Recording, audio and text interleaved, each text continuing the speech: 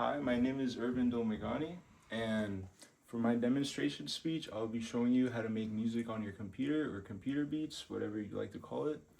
Um, so to start off with a little bit of background, um, I'll be using the application FL Studio, and FL Studio is it's called a DAW. What a DAW is, it's a digital audio workstation, and there are many others like it, like Apple's Logic Pro, Pro Tools, Ableton, GarageBand.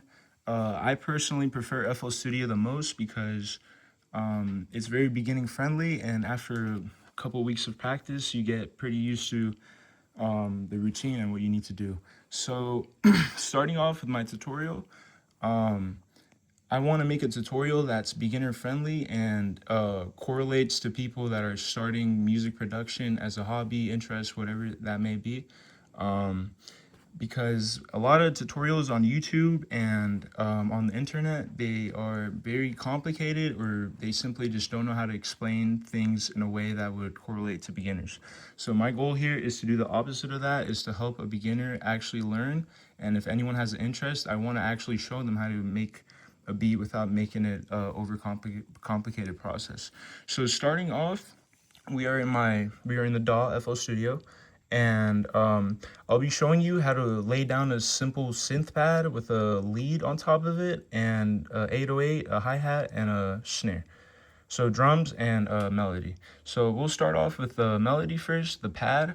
And what you want to do is you want to use a VST for your pad. Now, what VST is, it sounds complicated, but what it really is, it's a virtual studio technology. And what all that means is it's one synth that's virtual, obviously, and it has many sounds from leads to arpeggios to keys to pads, whatever you're looking for, basses, it all has that.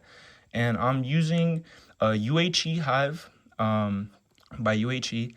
You can use whatever, but what you would do when you are first creating a new channel or creating a new track, you go over here, you press the plus sign, and you press the VST that you want. Your VST should always pop up here, and there are some other ones that are stock plugins from FL Studio themselves.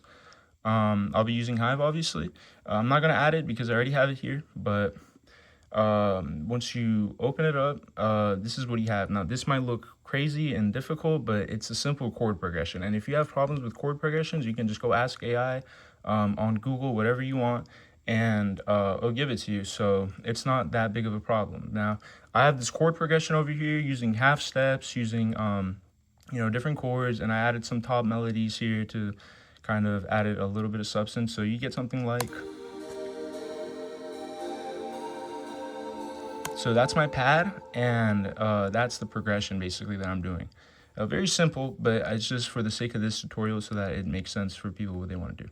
And then once you have that, you want to add a lead or some sort of, something that adds a little bit of flavor to the beat. So I picked my lead over here. Again, you would press the plus sign and then add your VST, but since I already have mine, it's already down here.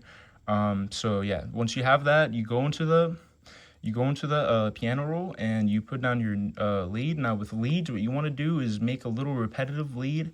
Now that sounds like not a good idea, but it makes a statement for beats, and that's exactly what you want. You want to make something repetitive that's also catchy. So you get something like. So that's what happens. And then once you have that, you can move on to your drums. And I like to start out with my bass first because it adds a lot of flavor, and it adds a feeling to the track, and you can feel it really heavy when you first use the bass instead of any other drum. So I'm using a very distorted bass. You can preferably use whatever you'd like to, but what you do when you are trying to start a drum track, now obviously again, I have my drum track right here, or my 808, but if you wanted to make a drum track, you go over here, press the plus sign, and you type out whatever you want. So in case I'm doing 808, so I type that out, and I have it right here. And then once you have that, you go into the piano roll, and you can put all the notes for your 808, and once you do that, get something like this. And another key thing about the 808 is when you drag it into the channel rack, because you'd have to go over here and then go to the channel rack, and then you get an 808 that you have from whatever drum kit. You drag it out, and then you press this, go into the sampler, and then you go into the envelope, and then now see how mine's already like that? Mine wasn't like that when it first started. It was all these knobs were all the way up. What you want to do is turn everything down and put the hold all the way up. Everything else down, hold all the way up. That's key for 808s. And so I already showed you the 808. Now let's move on to the hi-hats. Now for hi-hats, you just want to, again, the same process. You drag it out to the channel rack, sampler, all that. And the thing with hi-hats is you want to make something that has bounce to it, because you don't want to just make one step hi-hats and it just sounds pretty mundane. You want to add a little bit of bounce, and it sounds something like this. And now once you have that, you can finish it off with your snare. Now you can do a lot more, but for the sake of this tutorial, we're just going to do these three. So now we have my snare, and I'm using 2 snares because 1 snare would make it pretty boring. So I'm using 2 snares to add the ultimate bounce. You can use 1, but my main snare is this top one, number 3, and that's exactly what every snare should sound like when you're making a beat. It always should be at the 9th and the 27th section note only. And for your second snare, you can just fill up what the main snare is missing, so it sounds something like this.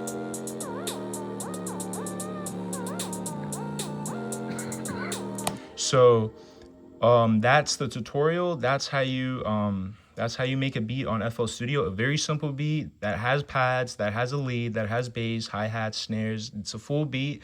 You can add more to it, but for the sake of this one, we just did that. So thank you for your time.